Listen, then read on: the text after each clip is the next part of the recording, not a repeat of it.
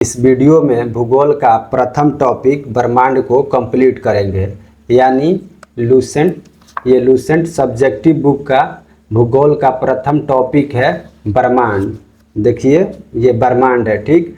इसका topic wise निचोड़ MCQ PDF format में क्वेश्चन कराएंगे, ठीक, 4 ऑप्शन के साथ। यानी इस टॉपिक का निचोड़ MCQ इस सेट में दिया गया है। आपको लाइन बाय लाइन प्रूफ के साथ दिखाएंगे और हर क्वेश्चन को कराते जाएंगे। तो ठीक, स्टार्ट करते हैं प्रथम क्वेश्चन से। देखिए इसमें भी है ब्रह्मांड। प्रथम टॉपिक क्या है? तो ब्रह्मांड है, ठीक। सेट में देखिए क्या है, प्रथम टॉपिक ब्रह्मांड है। पहला क्वेश्चन देखिए इसमें क्या दिया गया है। पहला प्रश्न है, अस्तित्वमान द्रव एवं ऊर्जा के सम्मिलित रूप को क्या कहा जाता है? अस्तित्वमान द्रव एवं ऊर्जा के सम्मिलित रूप को क्या कहा जाता है? ठीक, तो इसका सही उत्तर क्या हो जाएगा? देखिए बुक में देखते हैं। तो देखिए यहाँ पर लिखा गया है, अस्तित्वमान द्रव एवं ऊर्जा के सम्मिलित रूप को ब्रह्मांड कहा जाता है। क्या कहा जाता है? ब्रह्मांड, ठीक। तो इसका सही उत्तर क्या हो जाएगा? करेक्ट आंसर हो जाएगा पहला का ए, यानी ब्रह्मांड इसका सही उत्तर हो जाएगा। 2 नंबर प्रश्न देखिए, 2 नंबर क्वेश्चन है, ब्रह्मांड की उत्पत्ति का स्वार्थिक मान्य सिद्धांत कौन सा है? ब्रह्मांड की उत्पत्ति का स्वार्थिक मान्य सिद्धांत बताना है। इन चारों ऑप्शन में से कौन है? ठीक, देखते हैं थ्योरी बुक में क्या दिया गया है। तो देखिए यहाँ पर दिया गया है, सही उत्तर क्या होगा इसका? इसमें देखिए दिया गया महाविस्फोट सिद्धांत जो है यह ब्रह्मांड की उत्पत्ति से संबंधित प्रमुख सिद्धांत है। यानी सही उत्तर क्या हो जाएगा? महाविस्फोट सिद्धांत। करेक्ट आंसर हो जाएगा महाविस्फोट सिद्धांत, सही उत्तर हो जाएगा, जिसे बिग बैंग थ्योरी भी कहा जाता है। ठीक, अगला क्वेश्चन देखिए, 3 नंबर प्रश्न है, महाविस्फोट सिद्धांत का प्रतिपादन किसने किया था? महाविस्फोट सिद्धांत का प्रतिपादन बताइएगा किसने किया था? तो इसका सही उत्तर हो जाएगा, देखिए यहाँ पर दिया गया है महाविस्फोट। तो देखिए महाविस्फोट सिद्धांत का प्रतिपादन किसने किया? एब जॉर्ज लमेंतेयर ने। सही उत्तर इसका क्या हो जाएगा? एब जॉर्ज लमेंतेयर। तो करेक्ट आंसर क्या हो जाएगा सेट में? देखिए यहाँ पर सही उत्तर क्या हो जाएगा? 3 नंबर क्वेश्चन का महाविस्फोट सिद्धांत का प्रतिपादन किसने किया? तो एब जॉर्ज लमेंतेयर ने किया। करेक्ट आंसर क्या हो जाएगा इसका? बी। ठीक, चौथा प्रश्न देखिए, 4 नंबर क्वेश्चन क्या कहता है, महाविस्फोट यानी बिग बैंग की घटना कितने वर्ष पूर्व मानी जाती है? यानी महाविस्फोट की घटना कितने वर्ष पूर्व हुई थी? तो इसका सही उत्तर आपको दिखाते हैं बुक में क्या दिया गया है। तो देखिए यहाँ पर दिया गया है, महाविस्फोट की घटना आज से 13.7 अरब वर्ष पहले हुई थी। कब हुई थी? 13.7 अरब वर्ष पहले। तो सही उत्तर इसका क्या हो जाएगा? 13.7 अरब वर्ष पहले हुआ था। ठीक, ये 5 नंबर क्वेश्चन है। 5 नंबर क्वेश्चन का आंसर बताइएगा, सौर मंडल का निर्माण लगभग कितने वर्ष पहले हुआ था? सौर मंडल का निर्माण बताना है।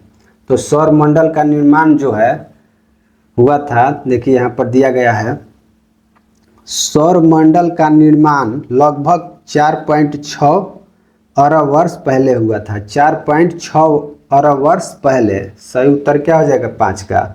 5 का करेक्ट आंसर हो जाएगा 4.6 अरब वर्ष पहले हुआ था सौर मंडल का निर्माण। सही उत्तर सी होगा। ठीक, अगला प्रश्न देखिए, 6 नंबर क्वेश्चन क्या कहता है, साम्य अवस्था या स्थिर अवस्था सिद्धांत का प्रतिपादन किसने किया? साम्य अवस्था या स्थिर अवस्था सिद्धांत का प्रतिपादन किसने किया? तो देखिए यहाँ पर दिया गया है इसका आंसर, साम्य अवस्था, देखिए साम्य अवस्था या स्थिर अवस्था का संकल्पना किसने किया था? थॉमस गोल्ड एवं हरमन बाडी ने। हरमन बाडी। तो सही उत्तर क्या हो जाएगा? 6 का। 6 का सही उत्तर आपका हो जाएगा ए। थॉमस गोल्ड एवं हरमन बाडी ने किया था स्थिर अवस्था सिद्धांत का प्रतिपादन। करेक्ट आंसर ए होगा। ठीक। 7 नंबर प्रश्न देखिए। 7 नंबर क्वेश्चन है दोलन सिद्धांत। दोलन सिद्धांत का प्रतिपादन किसने किया? दोलन सिद्धांत का प्रतिपादन बताना है किसने किया। तो देखिए यहाँ पर दिया गया है दोलन सिद्धांत। देखिए दोलन सिद्धांत का प्रतिपादन डॉक्टर एलन संडेंजा। सही उत्तर क्या हो जाएगा? डॉक्टर एलन संडेंजा इसका सही उत्तर हो जाएगा। करेक्ट आंसर बी होगा। डॉक्टर एलन संडेंजा जो है दोलन सिद्धांत का प्रतिपादन किए थे। अगला प्रश्न देखते हैं क्या है। ठीक। तो देखिए नेक्स्ट क्वेश्चन जो है, ठीक, अगला प्रश्न बताइएगा 8 नंबर है। ठीक। 8 नंबर क्वेश्चन कहता है, 8 नंबर क्वेश्चन को ध्यान से देखिए क्या कहता है। स्फीति सिद्धांत, स्फीति सिद्धांत किसके द्वारा प्रतिपादित किया गया? स्फीति सिद्धांत किसके द्वारा प्रतिपादित किया गया? ठीक। ए है डॉक्टर एलन संडेंजा, बी है एलन गुथ, सी है रॉबर्ट वेगनेर और डी है थॉमस गोल्ड। तो देखते हैं बुक में इसका सही उत्तर क्या दिया गया है स्फीति सिद्धांत का। तो देखिए स्फीति सिद्धांत का सही उत्तर क्या हो जाएगा? स्फीति सिद्धांत का प्रतिपादन डॉक्टर एलन गुथ ने किया था। सही उत्तर क्या हो जाएगा इसका? डॉक्टर एलन गुथ इसका सही उत्तर होगा। अगला प्रश्न है 9 नंबर। महाविस्फोट सिद्धांत की व्याख्या किस वैज्ञानिक ने की? महाविस्फोट सिद्धांत की व्याख्या बताना है किस वैज्ञानिक ने किया। तो देखिए इसको ध्यान से पढ़िएगा तो इसका आंसर मिलेगा। देखिए यहाँ से पढ़ते हैं। देखिए ब्रह्मांड की उत्पत्ति के संबंध में महाविस्फोट सिद्धांत स्वार्थिक मान्य सिद्धांत है। ठीक। इसका प्रतिपादन बेल्जियम के खगोलज्ञ एवं पादरी एव जॉर्ज लमेंतेयर ने किया। ठीक। प्रतिपादन किसने किया? एबे जॉर्ज लमेंतेयर। ठीक। बाद में इसका रॉबर्ट बेगोनेर ने इस सिद्धांत की व्याख्या की। तो किसने व्याख्या की? रॉबर्ट बेगोनेर ने। सही उत्तर इसका क्या हो जाएगा? करेक्ट आंसर हो जाएगा 9 का रॉबर्ट वेगोनेर। करेक्ट आंसर ए होगा। ठीक। 10 नंबर प्रश्न देखिए। बिग बैंग की पुष्टि हेतु नासा ने किस वर्ष मैप परियोजना का शुभ आरंभ किया? बिग बैंग की पुष्टि हेतु नासा ने किस वर्ष मैप परियोजना की शुरुआत की थी, शुभ आरंभ किया? तो इसका सही उत्तर देखिए यहाँ पर दिया गया है। नासा ने मैप परियोजना की शुरुआत कब किया था? तो देखिए यहाँ पर दिया गया है नासा ने 2001 ईस्वी में मैप नामक अनुसंधान में इसकी पुष्टि की। यानी कब? तो 2001 में। सही उत्तर 10 का क्या हो जाएगा? 2001। करेक्ट आंसर 10 का हो जाएगा बी 2001 ईस्वी। अगला है 11 नंबर प्रश्न। मैप परियोजना का नेतृत्व किसने किया था? मैप परियोजना का नेतृत्व किसने किया था? तो देखिए इसमें क्या दिया गया है। मैप परियोजना का नेतृत्व पूछा है। तो देखिए यहाँ पर पढ़िएगा तो क्वेश्चन का आंसर मिलेगा। नासा द्वारा 30 जून 2001 ईस्वी को डेविड विल्किसन के नेतृत्व में बिग बैंग की पुष्टि हेतु मैप परियोजना का शुभ आरंभ किया गया। डेविस विल्किसन के नेतृत्व में। किसके? तो इसका सही उत्तर 11 का क्या हो जाएगा? डेविड विल्किसन के नेतृत्व में किया गया था मैप परियोजना का शुभारंभ। ठीक। 12 नंबर प्रश्न देखते हैं। डेविड विल्किसन के सम्मान में मैप परियोजना का नाम बदलकर क्या रखा गया?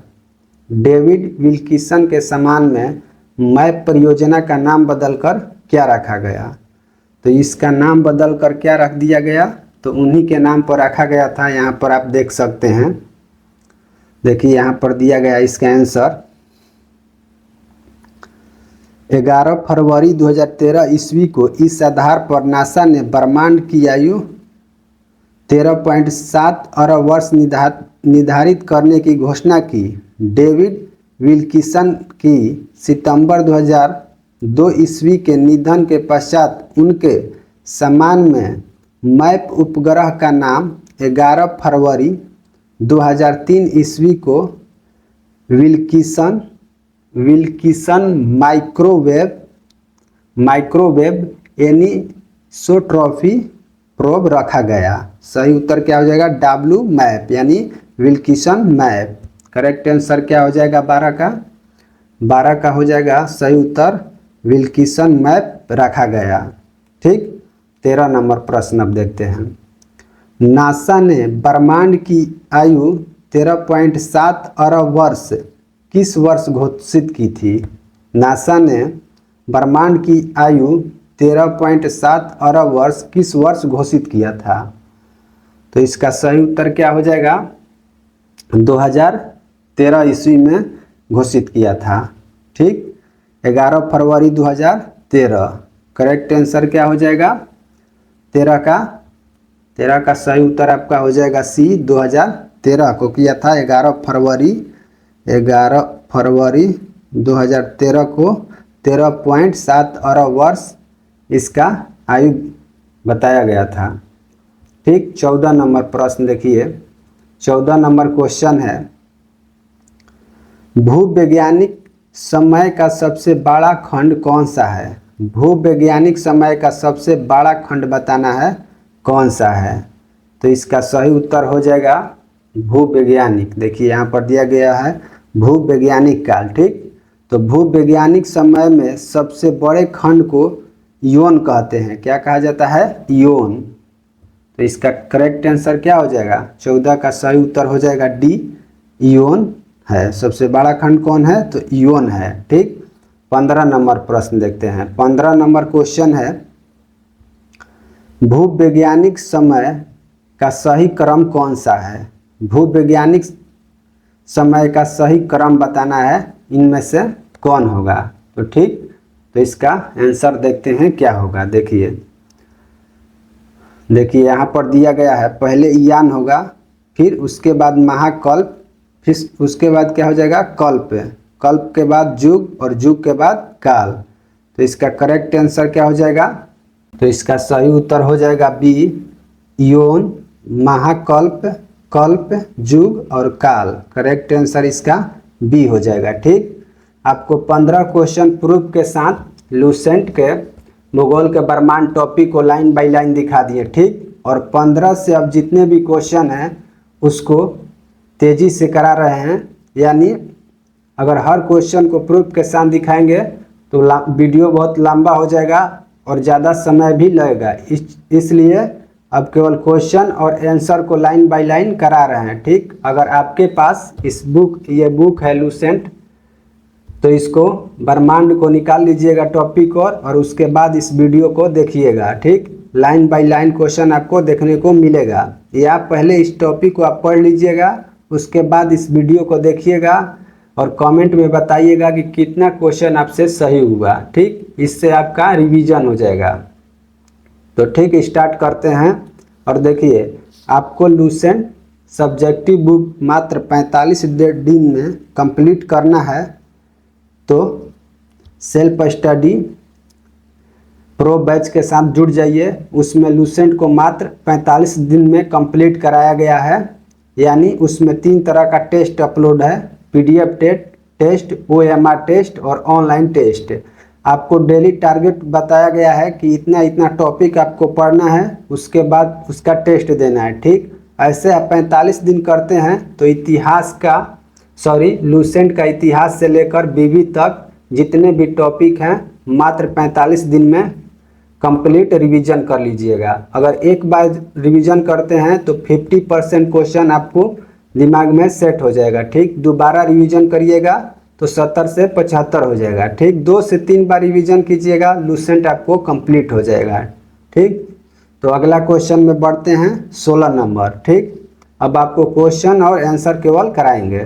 तो ठीक, 16 नंबर क्वेश्चन का आंसर दीजिएगा। अब आपको केवल क्वेश्चन और आंसर करवाएंगे इस टॉपिक का, ब्रह्मांड का। ठीक, आपको सैंपल के लिए 15 क्वेश्चन दिखा दिए। ठीक, तो 16 नंबर क्वेश्चन का आंसर दीजिएगा। ब्रह्मांड के निरंतर विस्तार के साक्ष्य किसने प्रस्तुत किए?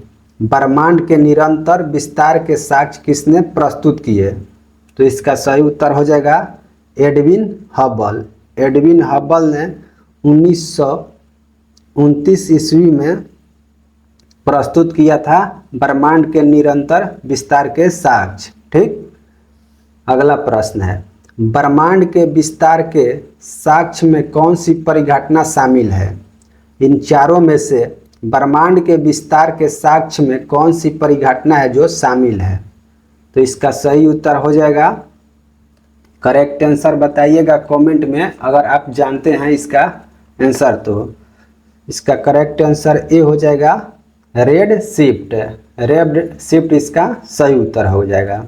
अगला क्वेश्चन देखिए, अगला प्रश्न है, सुपरनोवा का विस्फोट किस बात का साक्ष्य है? सुपरनोवा का विस्फोट किस बात का साक्ष्य है? तो इसका करेक्ट आंसर क्या हो जाएगा? 18 का ब्रह्मांड का विस्तार। सही उत्तर ए हो जाएगा, ब्रह्मांड का विस्तार इसका सही उत्तर होगा। अगला प्रश्न देखते हैं 19 नंबर। 19 नंबर क्वेश्चन है, लार्ज हैड्रन कोलाइडर कहाँ स्थापित है? लार्ज हैड्रन कोलाइडर कहाँ स्थापित है? तो इसका सही उत्तर हो जाएगा हिंग्स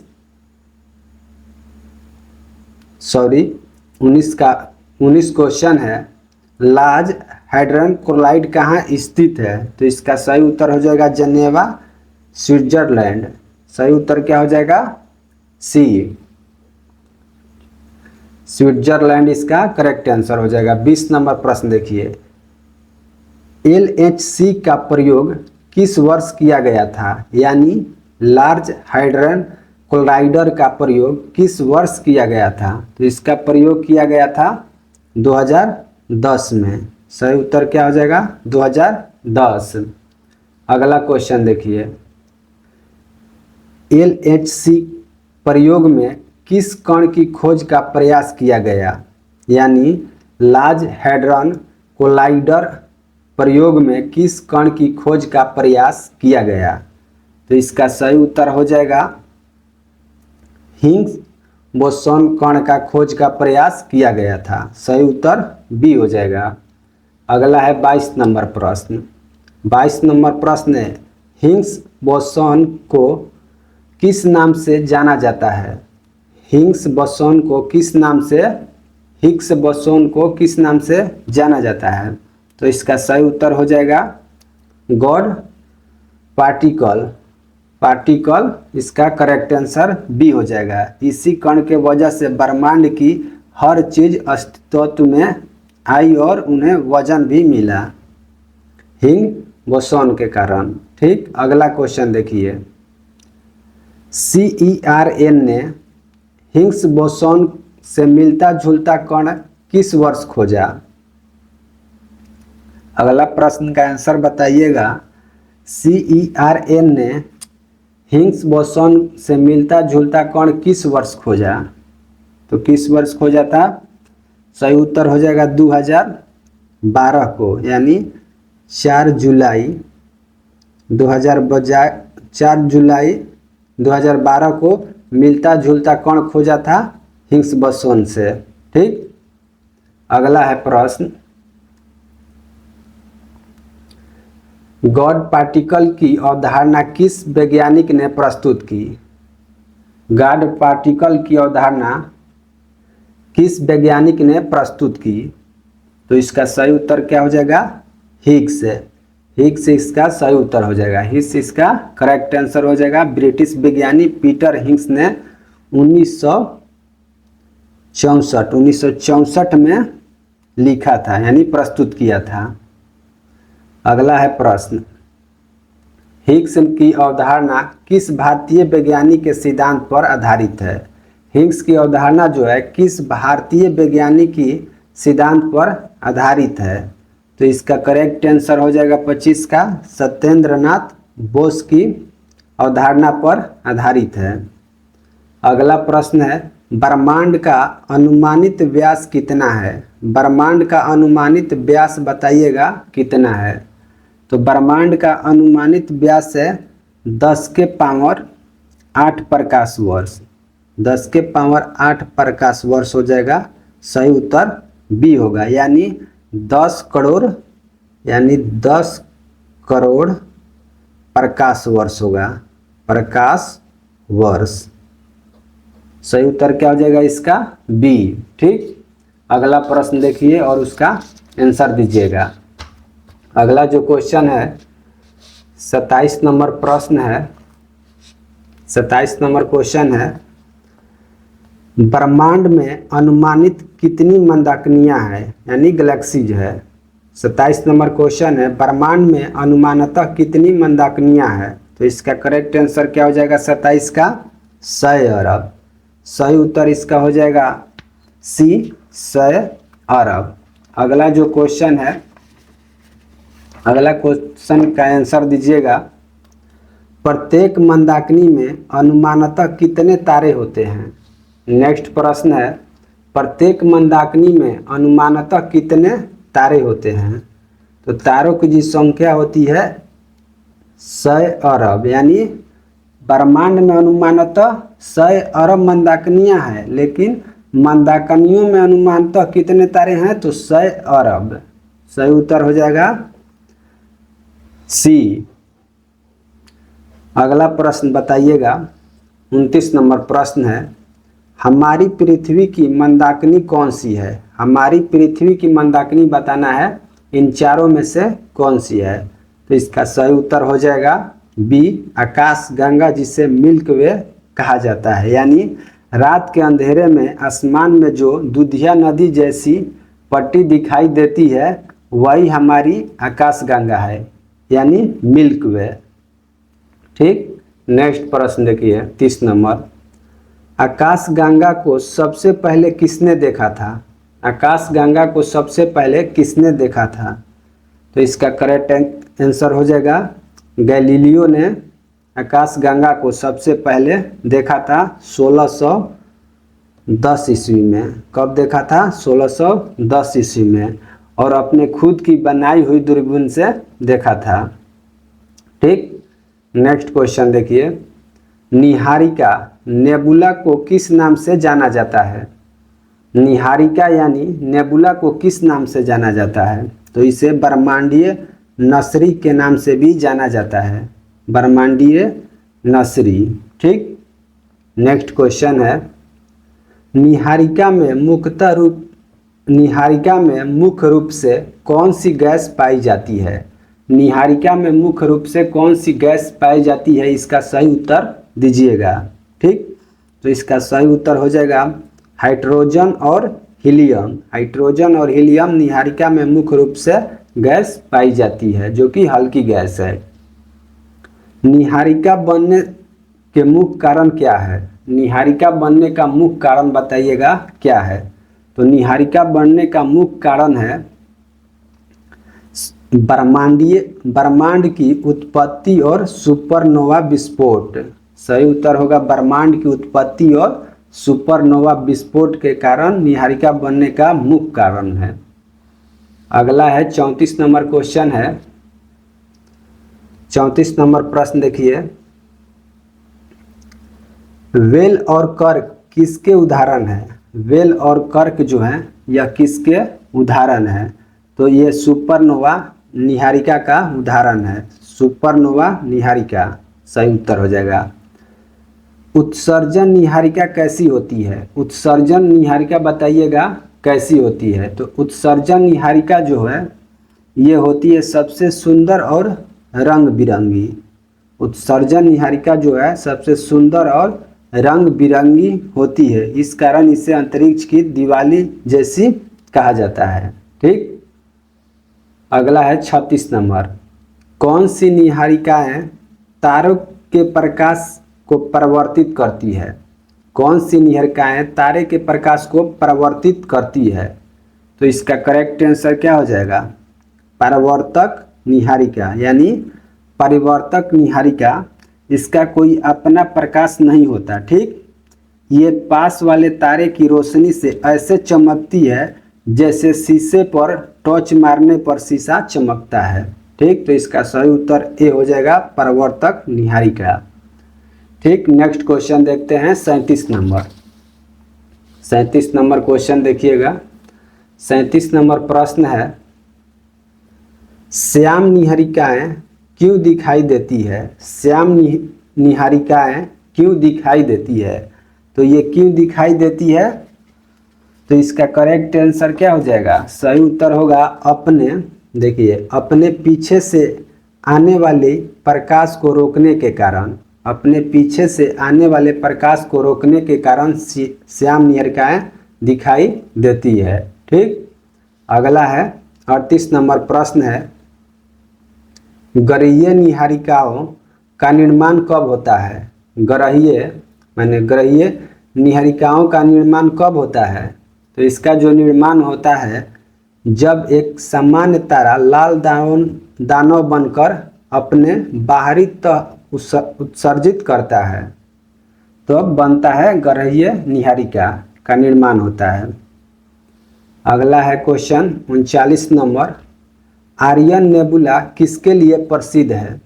आरियन नेबुला किसके लिए प्रसिद्ध है?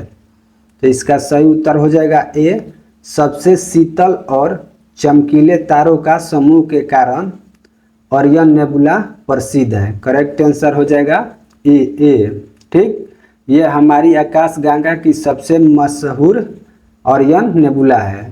ठीक, अगला क्वेश्चन देखते हैं 40 नंबर। 40 नंबर प्रश्न जो है इस टॉपिक का लास्ट क्वेश्चन है, यानी ब्रह्मांड टॉपिक का लास्ट क्वेश्चन है 40 नंबर।